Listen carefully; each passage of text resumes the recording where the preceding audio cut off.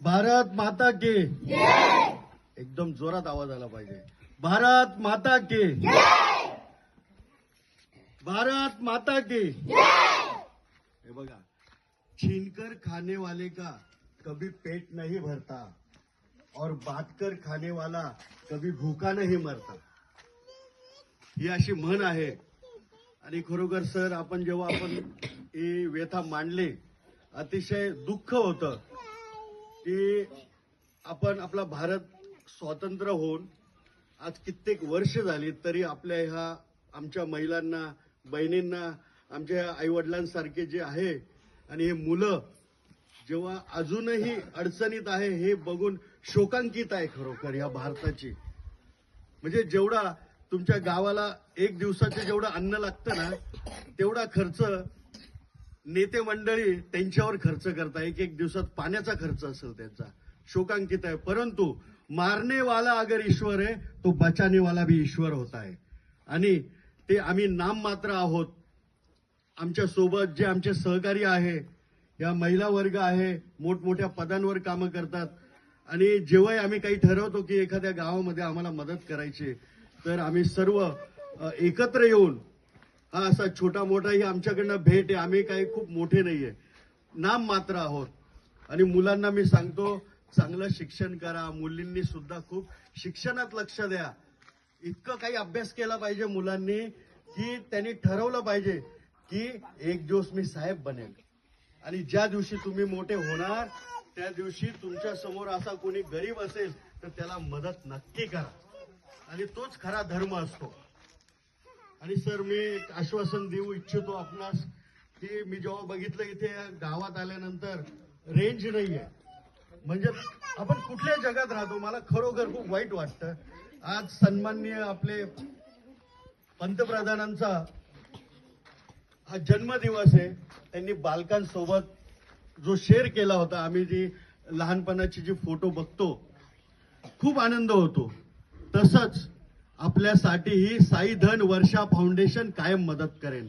आज मी तुम्हाला आश्वासित करतो, आपल्या गावातील तरुण मंडळी असेल त्यांना रोजगार देण्याचं काम साई धन वर्षा फाउंडेशन करेल. आमच्याकडे 12ही महिने 24 तास नोकऱ्या असतात. मुलांना चांगले चांगले तिथे परमनंट नोकऱ्या आहे. कुठल्याही प्रकारचे कोणाला पैसे द्यायचे नसतात. सर, मी तुम्हाला विनंती करेल, गावातील जेवढे तरुण असतील त्या सगळ्यांना आपण काम देऊ. आमच्या धाम फास्टनरचे संचालक सन्माननीय धाम साहेब म्हणून त्यांच्या इथे भरपूर शेती आहेत. परंतु त्यांनी मला सांगितलंय की आजूबाजूच्या खेड्यांमध्ये, शाळेमध्ये कोणाला वह्या पुस्तकं लागतील, कोणाला छत्र्या पाहिजे, पाऊस आला, तुम्हाला काय अडचण आहे ती तुम्ही आम्हाला तुमची डिमांड द्या. आम्ही लवकरात लवकर येऊन आम्ही आपल्या गावास जास्तीत जास्त मदत करण्याचा आम्ही प्रयत्न करू. बोलण्यासारखं खूप काही आहे, परंतु आम्ही फुलने फुलाची पाकळी हा कार्यक्रम केला.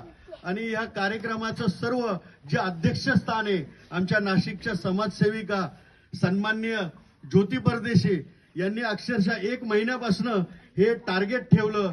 एकेकाचे कपडे ते कलेक्ट केले आणि काय असेल ते A to Z त्यांनी ती मेहनत करून आज या गावात एक चांगला दिवस त्यांनी आणला. आणि आम्हाला त्यांच्याबद्दल गर्व आहे. आणि ह्या महिला ज्या बसल्या आमच्या बहिणी, यांना मी सांगतो, बघा, ह्या एक महिला आपल्याकडे आहे, भारतीय जनता पार्टीच्या अध्यक्ष आहे. तशा तुम्ही सुद्धा एक एक असं काही करा, ह्या मुलांना घडवा की आपल्या गावातून एखादा क्लास 1 ऑफिसर बनेल. हे सर्व आमच्या माऊलींचं काम आहे.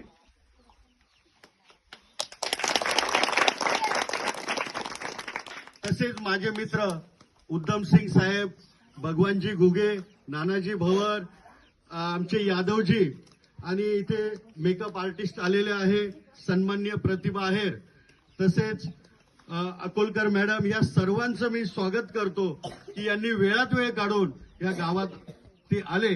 याबद्दल धन्यवाद. आणि गावातील सर्व नागरिकांना आमच्याकडनं ही फुलने फुलाची पाकळी दिली. परंतु आम्ही पुढे परत येऊ.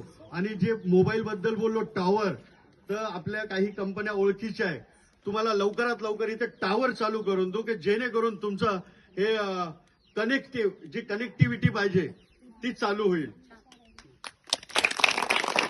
इथे आपल्याला जर मेडिकल कॅम्प जर करायचा असेल तो सुद्धा आपण इथे राबवू. रक्तदान शिबिर राबवू शकतो. आम्हाला जे काही करता येईल आम्ही 100% करू. परत एकदा बाल दिवसाच्या सर्वांना खूप खूप शुभेच्छा. धन्यवाद. भारत माता की